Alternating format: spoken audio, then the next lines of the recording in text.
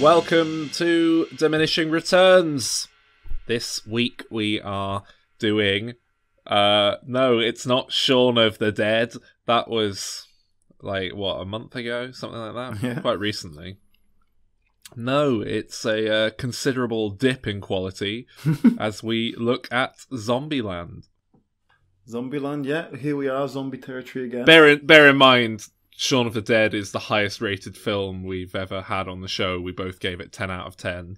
So it would be a dip in quality unless we gave this film perfect scores. Well, maybe we will. Are we going to give it perfect scores, Alan? No. Are you going to give it a perfect score? No. No. Why not? What, do you want me to tell you right now, or do you want me to eke it out? Over That's Alan, by the way. Hello. That guy. But Alan, Yeah. for this episode, perhaps I should just call you Barnsley. I'll call you Warrington. Well, no, that's where we're from. Where are we trying to go? Oh, is that what it... No, I think it was where they were going. Well, no, it's because he was... Yeah, but he was trying to go back to where he was from, wasn't he, to find his family. Yeah, see his parents. I don't mind being called Barnsley, it's alright. It's quite a hard Hey, name. Barnsley. Well, don't call me Warrington. Call me...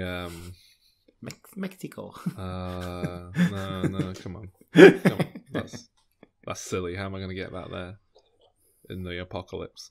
Call me Didsbury. I like Didsbury. That's probably where I'll try and get. Didsbury is like the librarian. It's like being called Pongo. Bifocal glasses on. Hello, I'm Didsbury. Well, I didn't want to say Manchester because it's too like. I like Manchester, but it's too too broad. Big place. As opposed to Columbus, Ohio. There's only one off being London. Yeah. Yeah, this week we're looking at Zombieland. It is a horror comedy from 2009. Zombieland's a very well-regarded film. It came out and met with very positive acclaim, really, when it came out. It's still got something like 7.6 or something like that on IMDb, which is pretty impressive for a zombie movie. There were a lot of comparisons made to Shaun of the Dead when it came out, which annoyed me because they're tonally worlds apart. Yeah, that's the only reason I brought Shaun of the Dead into the mix myself. But yeah, it's got 90% on Rotten Tomatoes currently. It is a well-regarded film, and I don't disagree with that. I'm a zombie fan, in case you haven't heard this show before. I still need to introduce us properly. I'm Sol. Yes. I'm sure you know that if you Didsbury. listen to this. I doubt. Yeah. And that's Alan. Hello. And basically, I love zombie movies, but we've not covered many on this show before. We covered Shaun of the Dead, the one exceptional zombie movie that really transcends its peers and just is like an exceptional film. And then we've done the other end of the spectrum, haven't we, Alan? Have we? What else have we done? The worst films in the entire fucking world that happen to be zombie Oh, movies. Resident Evil. Yep. Yeah. We did the whole Resident Evil franchise, yeah. That's it, I think, for straight-up zombie movies. We've also covered the Evil Dead series, if you want to lump them in there, but it's debatable, that one. But you are a zombie film fan and something of a zombie film expert as well. Yeah, I love zombie movies. We've done stuff on the Diminisodes actually about zombie films. Oh, we covered Reanimator. Oh yeah, That's a zombie film. I forgot about that.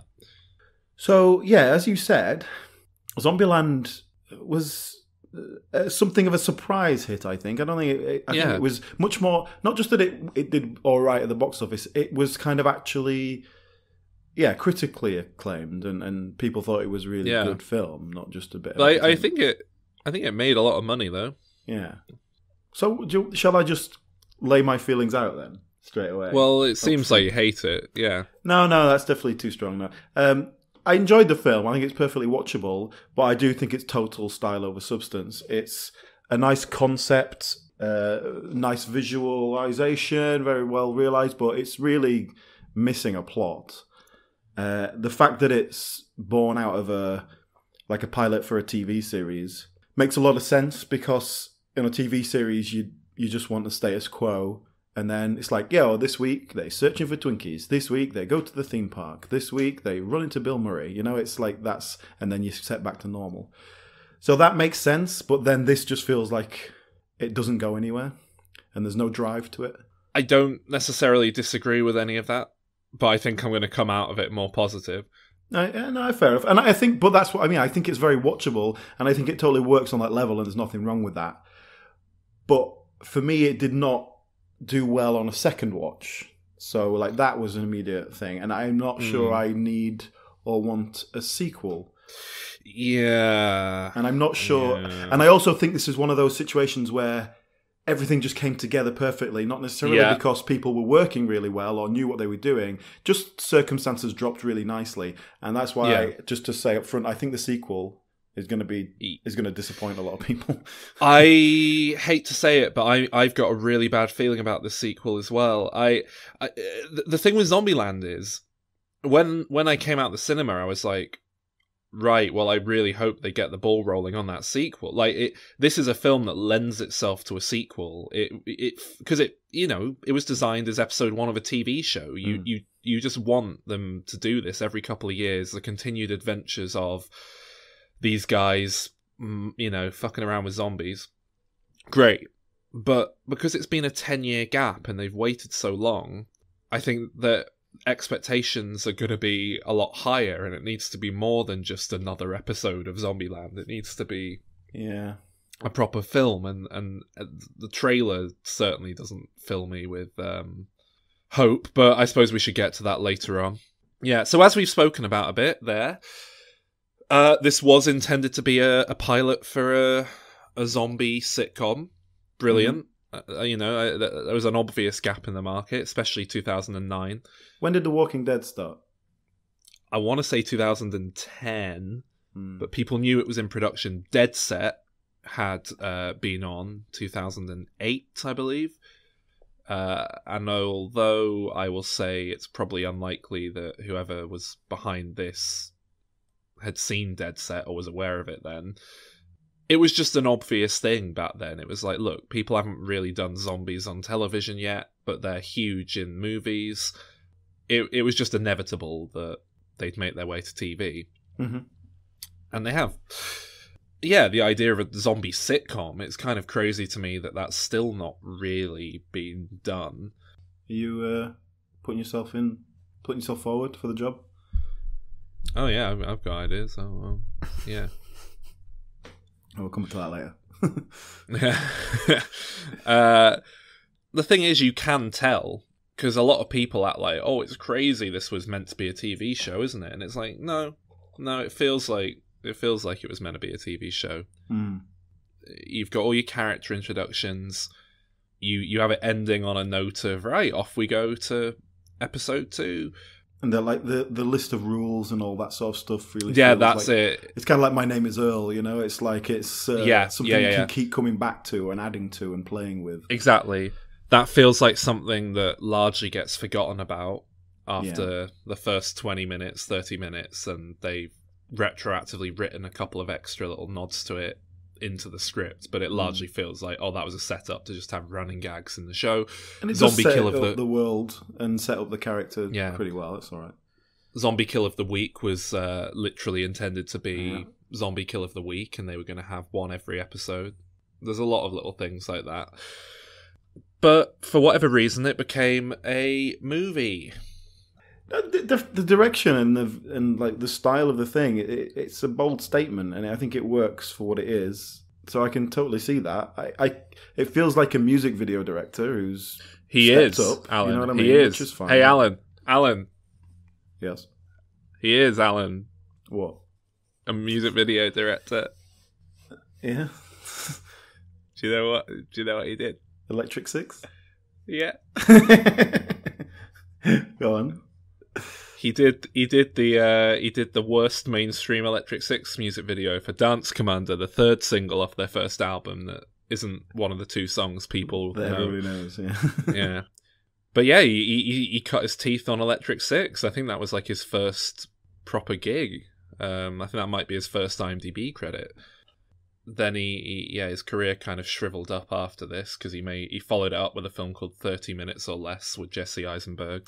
Yeah. That didn't capture the same magic and didn't do that well. Then he made Gangster Squad, which was meant to be a big thing and went down pretty poorly. Then he had to go to TV jail for a bit, but then he made Venom and all's well again. Yeah, we'll see about that. Pretty baffling, isn't it? Because Venom wasn't exactly... I mean, it wasn't well directed. Yeah, exactly. But it made a lot of money. But that's what I mean. I think this film, it's well directed in the sense of it has a distinct visual style. Oh god, it really struck for its me. Content. It really struck me on the on revisiting it. The director makes this film. Yeah. Because this was written by those TV pilot guys. They were trying to get a TV show off the ground. Ultimately, they did produce a TV episode pilot for a Zombieland series with the same writers behind it, years on, when it looked like they wouldn't make a sequel to the film. Mm-hmm. And you can kind of tell it's the same writers. You can kind of tell it's the same sort of writing, but it's awful. And it's because it's just not put together as well. And watching this again, it's like, oh yeah, although there's nothing inherently obvious about like the mise-en-scene or whatever that the director's bringing to the table here, apart from a few obvious, slow motion sequences and things like that, it is just brought together in a way that makes it work very well for the most part. There are these little slow motion moments. There are things like the rules popping up on screen and in vaguely playful ways, and the actors as well, they're clearly being directed to do it in a way that makes the material work. It's credit to Ruben Fleischer. I think he's a huge part as to why this film works. I'll give you that. So do you want to talk about the actors? Yeah. It's actually a pretty high caliber cast. Oh god, yeah, certainly very in retrospect, high caliber. But even at the time, This is it. People often talk about this as like, wow, they fucking lucked their way into an amazing cast, and then everyone blew up and their career got huge. And I don't know if that's true. I think Emma Stone was riding the crest of a career explosion. Yeah, she wasn't an Oscar winner yet, but she was still a big deal in 2009. Superbad? Yeah, I mean, well, she wasn't a huge thing out of Superbad, but she was in the new Spider-Man movies and stuff. And she'd done, what's the other one? Easy A, is that? Easy A, yeah. She was on very clearly, yeah. And Jesse Eisenberg, same exact thing. He was just on the crest of a career explosion. So I guess maybe they did get in there. Yeah, maybe they did get in there right before. They picked up these, young talents. I mean, what's her for? Emma Stone, she's like 20 years old in this. She's still young. And Abigail Breslin, probably the peak of her career. Yeah, but well established, like for a child. Yeah, well that's what I mean. She was well established. Woody Harrelson, obviously well established at this point. I guess he was their big get. And I'd say, even Woody Harrelson, I'd say, his stock has risen, I would say, since he made this. He's one of those people that never quite went away. He never had a real lull. Maybe the late 90s, early 2000s. But he's always managed to stay consistently working and finding a new place for himself, Woody Harrelson, I mean, God, he's just in stuff all the time. Yeah. And a lot of it's good. I mean, sure, a lot of it's stuff like Now You See Me, which, as we've established, is bullshit, but... But the thing is, like, if you were making a Zombieland film now, you could have Woody Harrelson in the Bill Murray character, Like, they go and find a house and it's Woody Harrelson's house. Yeah. Like, I love Woody Harrelson. Yeah, white man can't jump. Yeah. And then he's like playing basketball with them. He's had a very, very strong career post Zombieland.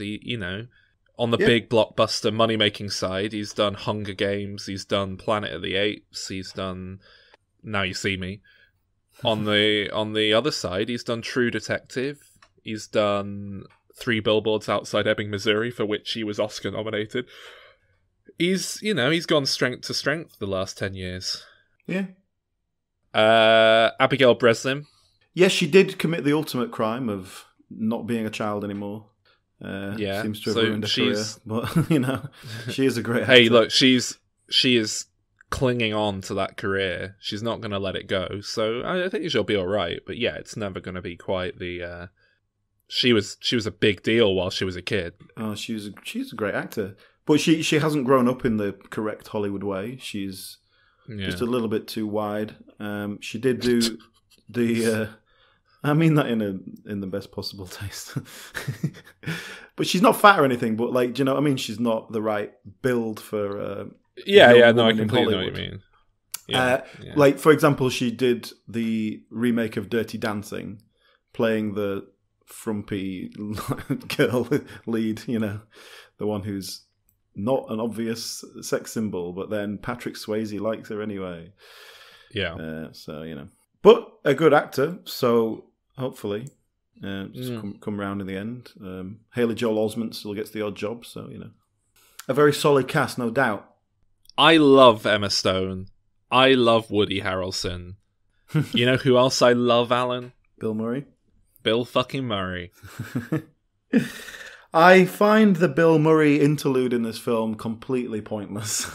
I agree, but I also have to say, what an injection of life into the film. It's starting to flag, and then Bill Murray turns up. But I think this is my problem. I never feel like this film gets going. Like, what is it doing? What is it trying to say? What's the character arcs? What's the narrative of it? There's nothing there. It's just a sort of series of kind of nonsense with these characters, and it's perfectly enjoyable nonsense. But I just a little bit frustrated by the whole thing. Yeah. And then to try and make it work, they do, like, you know, the love story at the end and finding family and all that, and it's just you could have spent more time fleshing that out and doing that well. Well, film's 84 minutes long, for Christ's sake. I think that's part of the problem the sequel's going to face, because they obviously want to keep the will they won't they Ross and Rachel, Sam and Diane dynamic going between Jesse Eisenberg. Cheers references on a Woody film. They obviously want to keep that going. But it is 10 years later, so... What's been going on in between? They probably would have fucked and either got over it or settled into it at that point. So the only way they could really play up this jealousy over a new female character that they're obviously doing in the trailers is to have it be like, we're just together through circumstance and we've realised we don't really like each other that much, and it's been 10 years and now someone else has come along. Well, I'm jealous. That's the only way it would really make sense. But and it's clear that character they're putting in is like the thick girl. Yeah. So it's just going to be a purely sort of superficial desire. Yeah. Anyway, more on that in a bit. Okay, let's hit some of the plot points. We start by establishing the Jesse Eisenberg character. Well, we establish zombies, and there's a whole load of slow-motion zombie stuff. Mm-hmm. And that's all really good. I think that's Ruben Fleischer bringing a hell of a lot of not just character and charm, but like comedy to the film. There's some of the best gags in the film, I'd say, are that slow-motion sequence. You've got your guy wearing the end is near sign stood out on the street being attacked by zombies from all sides and just sort of looking like, oh shit. Yeah. You've got the father and son doing a three-legged race away from some zombies that are like three-legged racing after them. That's good. But these were nice little comedy bits, but I was suddenly asking my question, like, do these people just switch into zombies in an immediate, like... Because it's not like they become zombies and then gone, oh, right, well, I'll go to work, or I'll go to my job as a stripper. Now I'm a zombie. It's like, are they doing a thing? They're doing a three-legged race, and suddenly they become a zombie. Like, just like that. Yeah. Someone's a zombies come to the whatever they're doing, like the picnic or whatever, and attack them, and they've been bitten and then turned on the ground like 28 days later. Shit, must have been a bad bite because it took Amber Heard enough time for Jesse Eisenberg to fall asleep. But exactly, yeah, that's what I mean. I really don't like how that Amber Heard scene is handled. Yeah, it just, there's just something about how they handle that transformation that it just isn't well put together, and it's partly because they give him time to fall asleep and then he wakes up and then she hasn't just like ripped his face off immediately. there's also the fact that she's suddenly covered in blood and sores and things, and I get that like maybe that's what this zombie virus does, but I think it's much. Well, that's more it. One of the opening sequences. It's a wedding, and the bride and groom are kissing. Like, you may now kiss the bride, but the bride's a zombie. But she's also got blood all over her dress, and like it's like that. It's like, I appreciate it's just doing it as a little comedy thing at the beginning, but you're not creating any consistency in the world or reality of it. So yeah, that's exactly what I mean by it's just sort of they're going for a particular thing, and damn the consequences. It's style over substance. No, but you could see how that would work, Alan. They could easily have written that as a scene that would play, because you know you have them all stood around. Where's Joan? Oh God, has she stood me up? Oh no, she's here. It's fine. Oh, Joan, oh honey. And then she reaches out to kiss. Oh, I love you too. Like, you could easily write that and have it as a scene that plays. It's just, you have to do a bit of mental legwork for it to work, but it's not. It's a stretch. I know what you're saying, but I think it's fine. I don't think it breaks the reality of the film. What we established right at the beginning of the film is the Jesse Eisenberg character. And he's got this voice of God narration, and he's telling the rule. He's explaining the backstory, and he's telling you the rules that he lives by. I always find the narrator a bit of a cop out. You know, show don't tell. Yeah, I appreciate sometimes it works. It can get a job done. But I think in this film, like I said, I think this, if anything, what this film needs is just do more. Like, it feels like I've taken a 30-minute script and gone, right, let's flesh this out to 90 minutes, and then only made it to 80. Not only do I completely agree, but can I get my little millennial problematizing hat on for a second? Can it come in the form of a comedy character? Okay. Ding dong. Hello, it's me, annoying millennial. Would you like some avocado toast? Hello, annoying millennial. That's a very appropriate name for what you are. Hi, annoying millennial. You know, actually, I'm an annoying millennial too, so we should get along. Oh, well, great. I love your beard. Yeah, I love your weird sort of earring things, those hoop things that go in your ears and make them have big holes in them. Oh, thank you. That's very nice. Although, are you wearing mascara? Is that not cultural appropriation? Oh no! Oh dear. Do you want a coffee? Only if it's got a Star Wars reference put into the foam. I have got almond milk. Is that okay? No, that's problematic. It's there are water shortages where they grow the almonds. Oh, shit. What is that accent you're doing? I don't really know. I don't want to commit to one specifically because that would be problematic. It would be cultural appropriation. Probably Seattle. Okay. This is good material, Alan. This is fun. This is gonna open up a whole new demographic of listeners from like from the Daily Mail crowd. Well, I believe Annoying Millennial has something to say about Zombieland. So can we hear that?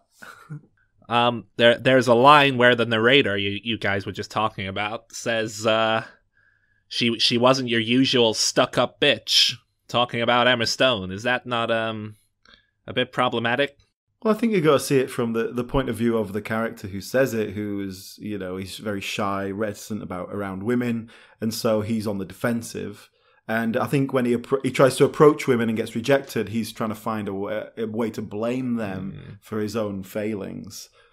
Yeah, I mean, I think that's arguably true. I don't think the film is intending to get that deep into his psyche, and I don't think the film ever condemns that sort of attitude. And I think inadvertently what you have is just basically like a little incel who happens to have survived the apocalypse, and they don't give him the character growth he kind of ought to have. Yeah, this is interesting because the central character is I guess the idea is it's supposed to be like, oh, he's not the sort of person you'd expect to survive in this kind of cutthroat world because he's a little geek, and he never goes out, he doesn't like people. But then what it never quite manages to become is, why do those characteristics that made him not fit in the human world make him work in the zombie world? So, for example, the fact that he always avoided people meant that he didn't get infected straight away or whatever. Something like that. It's sort of implied. That's what the rules are, isn't it? That's how this guy is. Yeah, he's a bit OCD, but that means he sticks to his rules and he survives. Yeah. But, that one line really did just jump out at me like, whoa, that has not aged well.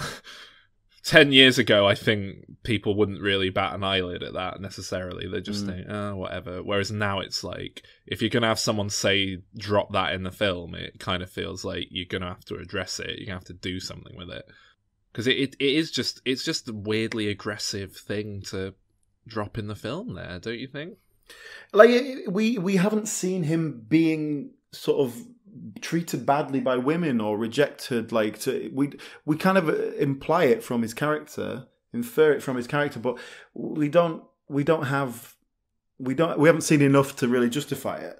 But that's it. That's just it. It's only implicit because he's a shut-in, but yeah, he's also a guy who spends all night playing video games, eating pizza, and drinking energy drinks. So what's he done to justify being treated differently by people, including women? It's your classic incel misogynistic attitude towards women just creeping in, basically. I think honestly it left a bad flavour in my mouth. When that line came out, it was a bit like, oh god, that's...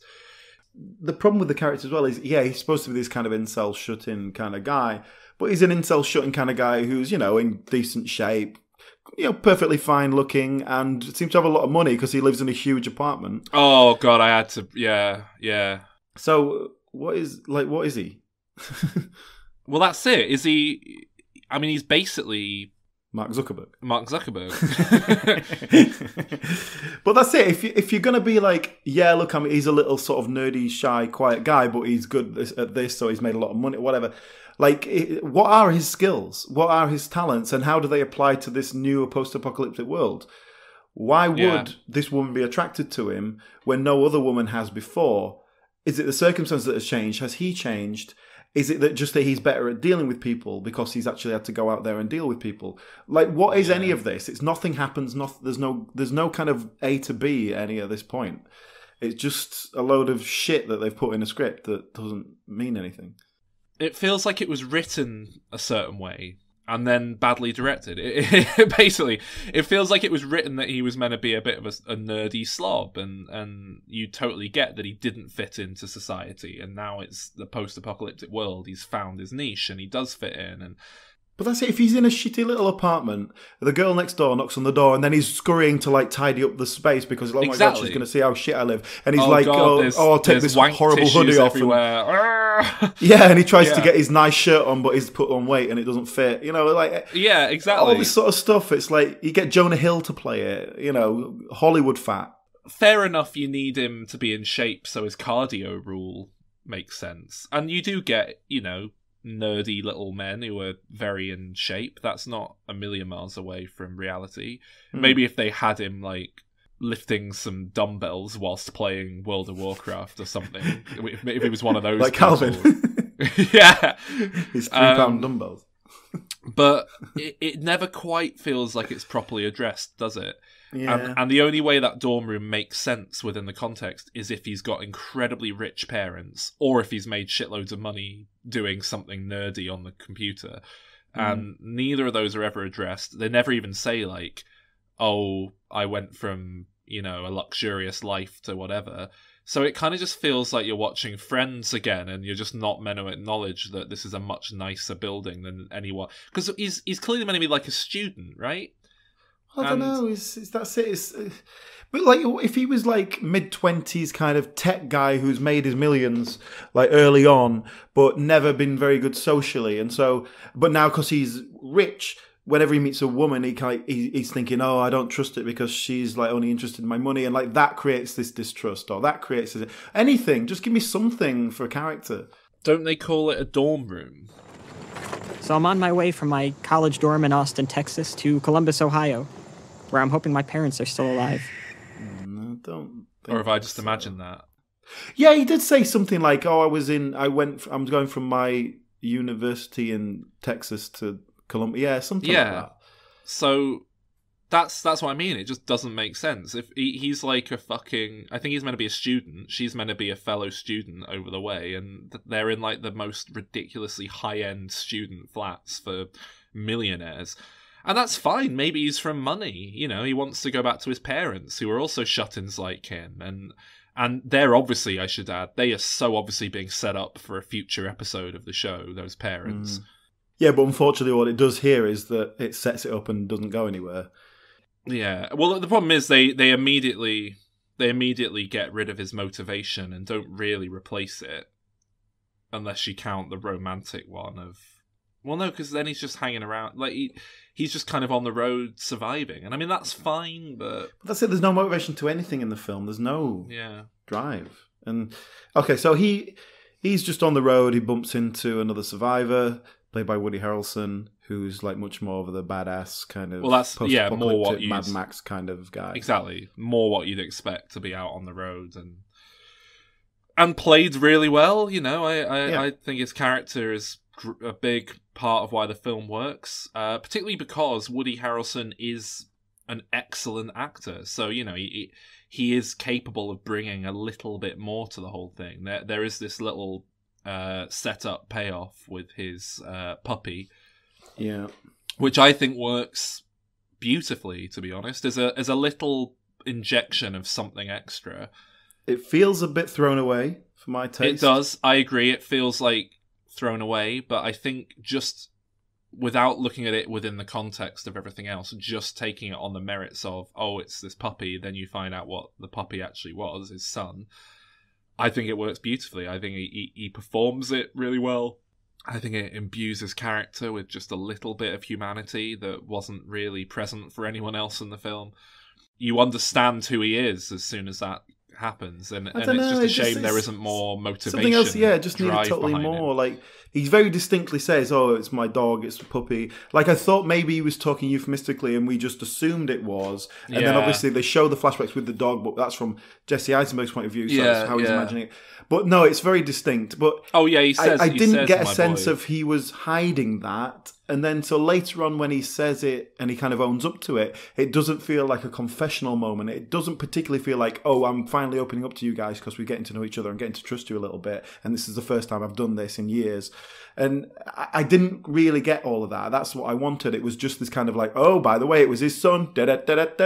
Oh. And then it's like, again, it's just not well handled. It's like trying to punch me in the face with this payoff instead of finessing it into my mouth. I like it.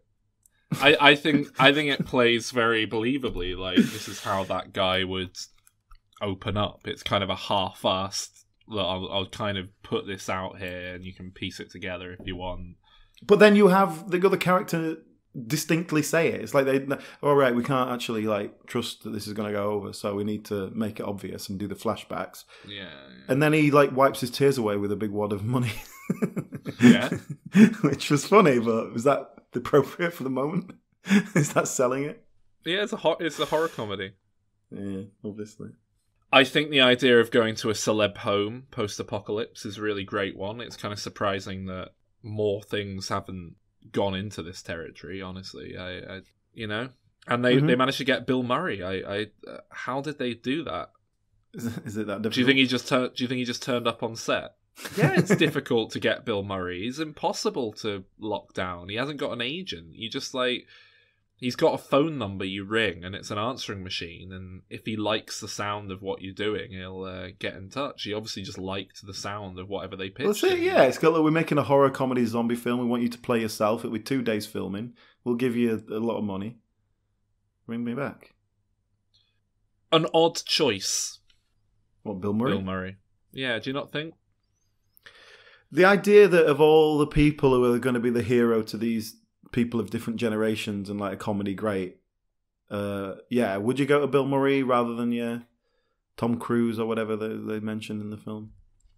I think it works because people do love Bill Murray, and it really feels like a further bit of very in-keeping character development that Woody Harrelson loves Bill Murray. and takes them to Bill Murray's house instead of everyone else's. But I don't know, when you get to that, it almost feels like it should be like a real B-lister rather than Bill Murray. It's an odd choice. But do you know who it was originally meant to be? Chuck Norris? No. Bruce Willis? No. It was written apparently for Patrick Swayze. I can see that. Yeah, Woody Harrelson character would be like, oh yeah, I love Point Break. Yeah, it's great. Yeah, and Emma Stone could be like, oh, I love some girl film that you were Dirty in. Dancing. Yeah. And Abigail Breslin would be like, tell me more about this Dirty Dancing.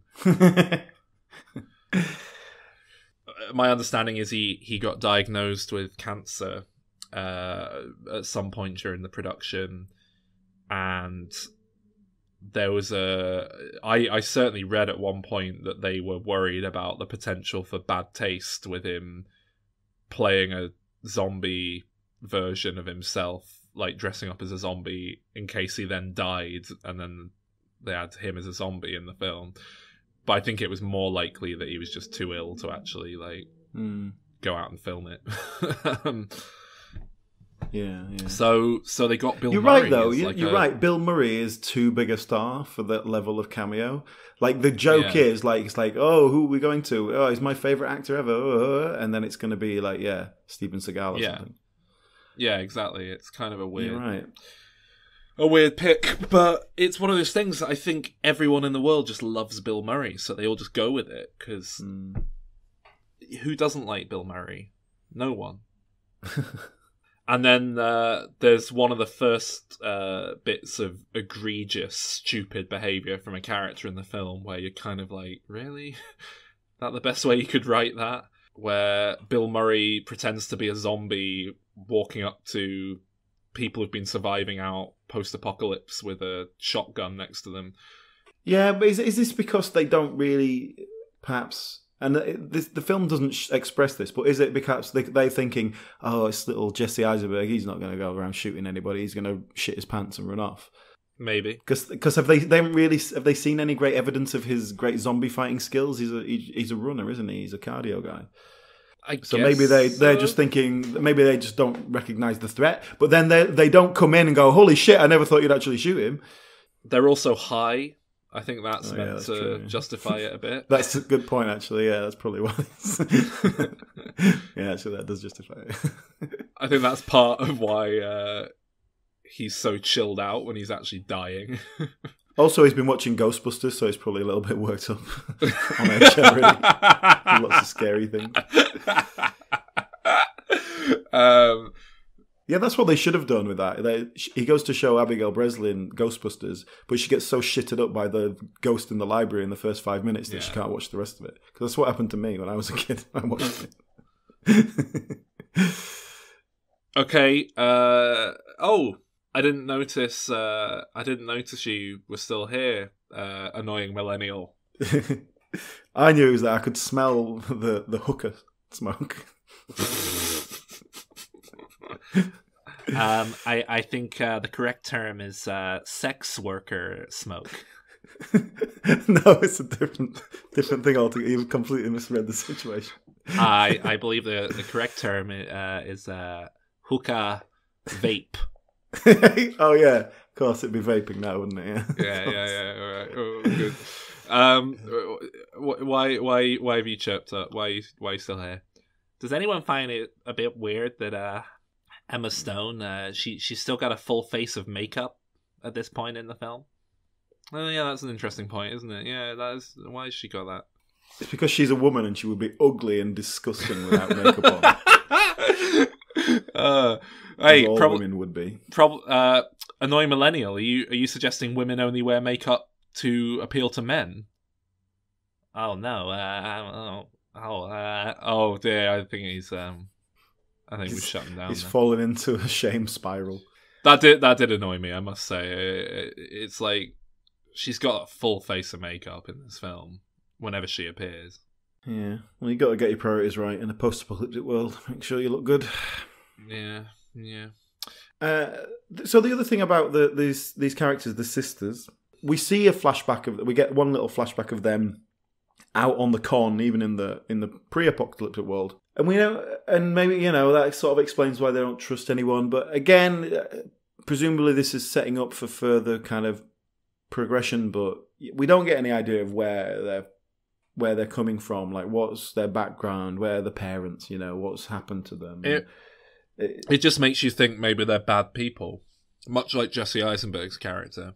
But that's it, because they're young. You think, well, they've had to learn how to survive and hustle street rat. Yeah, exactly. Yeah, but they probably do give bread away to orphans, and that it's maybe we just that's the thing. The film was missing that scene. Yeah, it just needed that. Yeah. The only motivation we have is that they want to go to a theme park. Yeah, for no obvious reason. I don't mind that. Lots they're of reasons why you shouldn't.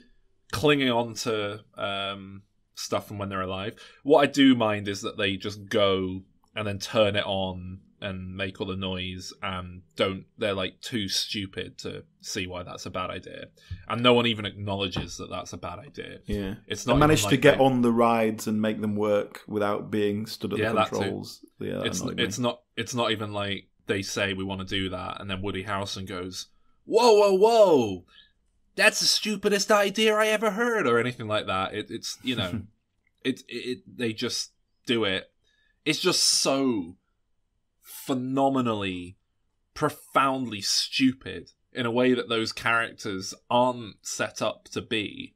Yeah, and when they're there and they're getting chased, they go, "Oh, let's go up onto that big scaffolding that we definitely won't be able to get down from again." Yeah, it's just.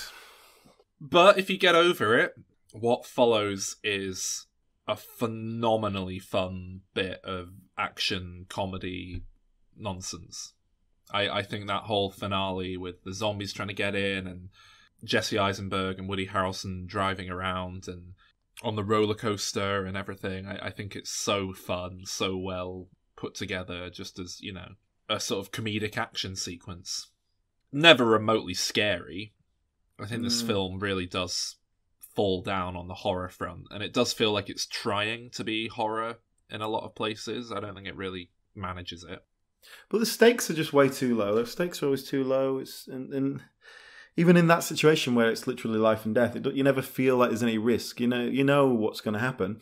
The only thing that could have happened was like Woody Harrelson would have had to sacrifice himself in some way to help save all the others. But they obviously bottled out of that because they're thinking we want to make a series out of it. And yeah. It does feel like it's going there. Yeah, that feels like that's where it was driving to, but even, that wouldn't have been justified by the way they behaved. You know what I mean? We never had the build-up where he learns to love them and wants to protect them, like he never could with his son and all that. And it would make you hate those characters because it's completely their fault that they're in that situation. Yeah. So they got Woody Harrelson killed. Yeah. So, like I say, I think this is a real shame that they haven't just been pumping these out once every couple of years, because I think they'd be, very easy to make a very fun Zombieland movie every couple of years. But there was a period for a while where they've been talking about making Zombieland 2 for 10 years, and so there was a point earlier on when they were like, it's not going to happen, the cast's all too big, it's just not going to happen. Hey, we're going to make that TV show instead that it was based on, that it was originally meant to be. Because let's rate the film before we step to the TV show. I think it is a really enjoyable zombie comedy romp, and so I give it an 8 out of 10. I thought it was very watchable, little light-hearted entertainment thing. I originally watched it at the cinema. I gave it a 7. On the rewatch, which was just this morning, I definitely liked it less. I sort of took much more note of the flaws, as we've been discussing. And the more and more we talk about it, the more badly I feel about it. I've dropped it down to a 6. Mm. And I could easily keep going if we keep talking about it. I could go lower than that, so. But that's the thing. Gosh. Despite all the sort of negative things I've been saying and the flaws, it is very enjoyable watch. It's very easy to watch. And you kind of come away going, oh, that was fine. Yeah. But yeah, I think a 6 is fair. Yeah, that's fair enough, because to be honest, the 8 I've given it is quite generous, because I am very biased in favour of zombies. So... Can we quickly discuss that? How does it on a purely zombie criteria? How does it deliver? In what sense? Do you get what you want from, like, regardless of the character story, like from a zombie film? What do you want from zombies, and then do you get it? You know what? If I'm honest, no. I don't. This feels like it's very superficially a zombie movie. Yeah, it could just as easily be like werewolves. or, yeah, or like something. Yeah, it doesn't really satisfy. It's just an external threat that never gets too close to really threatening them, does it? Yeah, and that's the thing. It obviously you could make that argument with a lot of zombie movies, but it never really scratches that itch I have for zombie content. Yeah, because the horror never really works, and it never, like I say, I think it is trying to be scary in places. I do think they're trying to do actual horror comedy here, not just funny zombie movie. But I just don't think it's well directed enough. So the zombies are there, but it generally it feels more like a video game where you're just, gunning down generic villains being thrown at the screen rather than actually dealing with a legitimate zombie threat.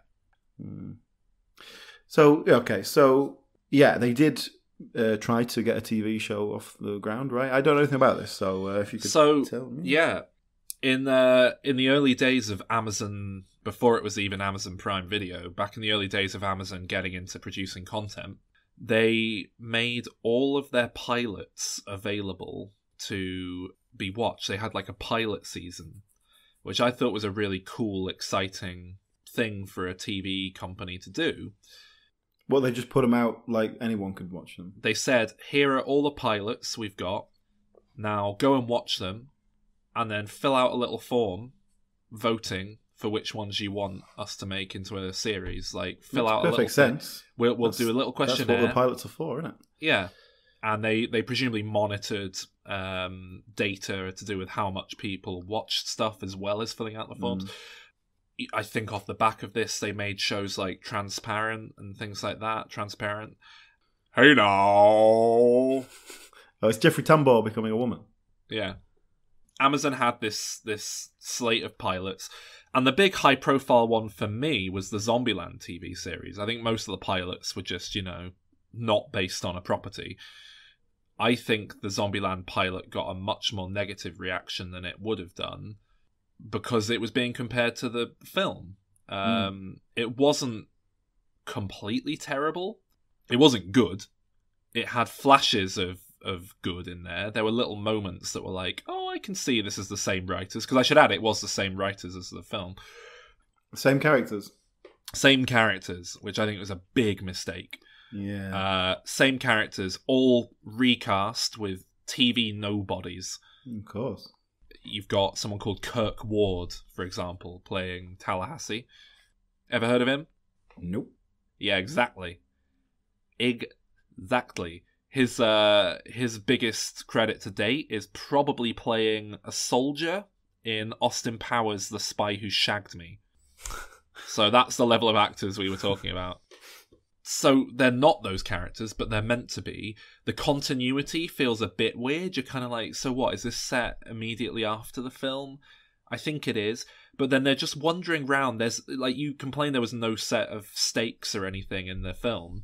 Yeah. This is just, they're just wandering around. They're just talking to people. They keep meeting other people who are survivors and chatting to them. And it's just terrible. It's really badly done. And I think if they'd gone in thinking, well, it'll be about some other characters, it'll be kind of separate. Might have it's worked. The same world. They're in a different part. There's some more survivors somewhere. Yeah. Yeah, but honestly, other than a few well-written moments, like I say, that bit with the office workers and so on, that the film had all sorts of. I don't know, the world just feels so... You get this a lot in zombie content, honestly, but it just feels a bit too easy to survive in this world to buy that society would have fallen apart. Yeah. And so the whole world just doesn't work. And there feels like there's way too many survivors as well. And it feels like they're just handling it like, oh, what should we do today? Well, let's pop to the shops. Okay. Oh, there's a zombie. Oh, shoot it. All right. Carrying on. Oh, it's your birthday later. And that could be funny, but it isn't done well enough.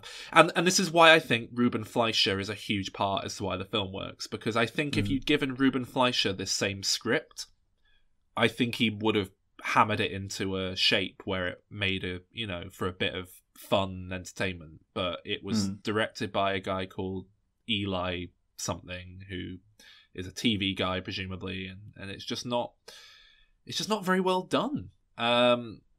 So it incurred the wrath of the internet saying what a load of shit, and fair enough. Because to be honest, even if I think if this had been an original property, if it had just called itself like Zombie Town and it had been new characters, I think it would have probably gone to series based on the strength of the other Amazon pilots. None of them were great, but it wasn't. So fuck it. And thankfully, that died so hard on its ass that they went back to, well, maybe we can do a movie after all, a sequel. And here we are. But yeah, Zombieland Double Tap is now coming out. And it looks... I'm worried because I've seen that Zombieland TV pilot, and this seems like it's falling into a lot of the same exact traps of there's too many survivors, they're just running into other people, therefore it feels way too easy to survive in this world. They're just kind of wandering around aimlessly. And I watched the trailer. Nothing particularly jumped out at me in it. It wasn't very funny. But Saul, there was a guy with a big bag of weed. Yeah. You know how funny that is? Well, yeah, the writers of Deadpool certainly do, so let's give them credit. Well, it feels what I saw from the trailer felt much more comedy oriented. Like this could be a Will Ferrell comedy, like that kind of like very over the top big comedy. Whereas, like I said, I don't think the original Zombieland is. It's comedic. It's not really gags. It's funny. I think there are lots of gags in it, but I know what you're saying. It does feel heightened it feels like it's in a heightened comedy universe. The first one felt like it was going for funny things happen in the real world where it's been taken over by zombies. This feels like the whole thing's pitched at the same level as that bit with a Scarface mobster shooting zombies in slow motion at the start of the first film. Well, just when that guy turns around with the big bag of weed, I was like, it's fucking Jay and Silent Bob zombies. Oh, that'd be a good film, though. Yeah, but then it's not that, is it? It's like Harold and Kumar get the zombies. That'd be an amazing film. That would be so good. Oh, that'd be an excellent film. Yeah, I don't think the sequel's going to be good. I think it's going to be... Maybe it'll be very disposable, watchable rubbish. Kind of like the first film. But I think that as well, but I think that's going to be... Yeah, the diminishing returns are going to hit him. Yeah, and the first film did capture lightning in a bottle, kind of. It just got very lucky. And I don't think you're going to have that X factor for the second film. I think that's going to be lacking, and it's just going to come and go, and people won't be very into it. And it'll probably have like a 6.7 on IMDb or a 6.6 by the time it's done, and a Rotten Tomatoes rating, and they'll probably not bother making a third one. All right, pitch me a zombie sitcom idea. Don't want to. Keeping it. All right, what was the thing we came up with earlier? Harold and Kumar get the zombies. Kevin Smith does a zombie film. Look, I think it's piece of piss to do a zombie TV show. It really is, because you don't really need any hook beyond it's The Walking Dead but funny, you know? That's really all it needs to be at this point. The genre hasn't been saturated to the point that that's been done yet. Have they ever done a zombie film divided on race lines? Like, so only black people become zombies and white people are immune, or vice versa, or whatever? Something along those lines. To the best of my knowledge, no. Nothing that overt. They've obviously done the metaphor of racism, but I don't think they've ever done anything where that happens, no. They've kind of done it with gender lines. Not gender, sex lines. Oh, I hear sniffling in the corner. I know. I didn't want to set him up. They did. I think there's a book called. Oh God, what is that book called? The recent Twilight Zone reboot adapted this book into an episode, and my understanding is there is a film version of it, or an older TV version of it potentially, some sort of thing that affects men but not women, and turns them basically into zombies. So that's been touched on, but even that, you'd think they would have done a proper full-blown... That's even more obvious, yeah. I think the race thing, you'd be walking on very, very thin ice. I think if Jordan Peele did it, it'd be all right. Yeah, I think if Jordan Peele did it, it'd be alright. It's just if like white men make it, then you're gonna be like, we gonna have a backlash. Zombie. Anything else? Anything else in Zombieland? No, not really. It's weird that I'm not incredibly excited for the new film, because I really should be on paper. It's a big budget zombie comedy coming out in cinemas soon, and I'm not that excited for it. It's crazy. Maybe you've changed. No.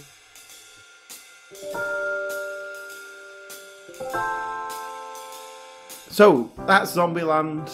We're not too excited for the sequel. We will do a Diminisode on it. I mean, I'll go and see it. Review it. I'll probably go see it opening night, Alan. Zombies in the cinema. Woo!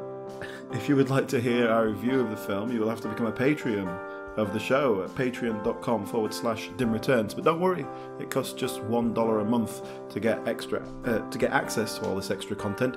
Although we haven't barely put anything out the last few weeks because we've both been extremely busy. But there's stuff ready to go. We've got lots of films we need to go and watch and review. Yeah. But it's all coming. Just $1 a month for all that. And you can help support the show. So go and do that. Patreon.com/dimreturns. And next week, we're going to do another double bill. So the next 2 weeks, in which we look at the Terminator franchise. That's a very big one that we haven't done yet. That's really one of the biggest sort of franchises that we haven't. It's been a long time. Really looked at in any way, have we? Yeah. It's been a long time coming, this one, yeah.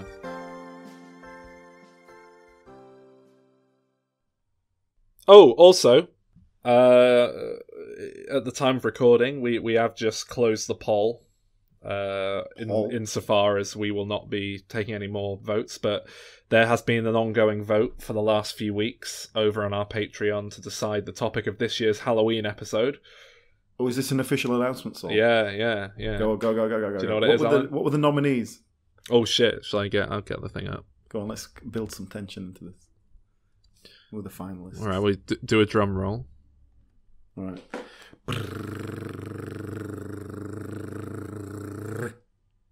Keep going.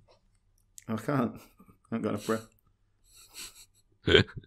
So, do you want me to list everything that was up for the vote? What's the top 4? Well, that's a weird number. I'll do top 5. So, joint 5th place. We had The Cabin in the Woods. That would have been interesting. That'd been fun. This was for Halloween stuff, right? For Halloween, yeah. So they're all like scary films. Yeah. Ghost Watch. That would have been okay. That would have been an interesting one. Yeah. The Wicker Man. Kind of surprising we haven't done that one yet. Actually. Do you know what? That's an obvious one to do because of the sequel as well. We could do both in one. Yeah. You really like The Wicker Man, don't you? You and Calvin. Yeah, we could have a good one about that. And then 2nd place. Surprisingly, really, I am surprised this one did as well as it did. I Am Legend, okay. Which I have been considering it for a long time. That one, because friend of the show Paul Breer suggested it very early on. I think we'll get to it eventually. Okay, yeah. But no, the winner, the film we'll be covering this year, John Carpenter's The Thing. Ooh. That's going to be another interesting one. Yeah. Because you like it. I don't. I haven't watched it for a while, though. We'll see. Neither have I. Okay, so that's all to come in the future with Diminishing Returns. And, if you enjoy the show, please pass it on. Tell a friend. Help spread the podcast like a zombie plague. And we shall hopefully, we'll have no reference to you next week, but you will hear us, hopefully, next week. All right? What? I was going to say we'll see you next week, but then that's not how it works. Oh, yeah. And it's not even like they'll see us. Yeah. Hopefully you will hear us next week through your own personal choice. Yeah.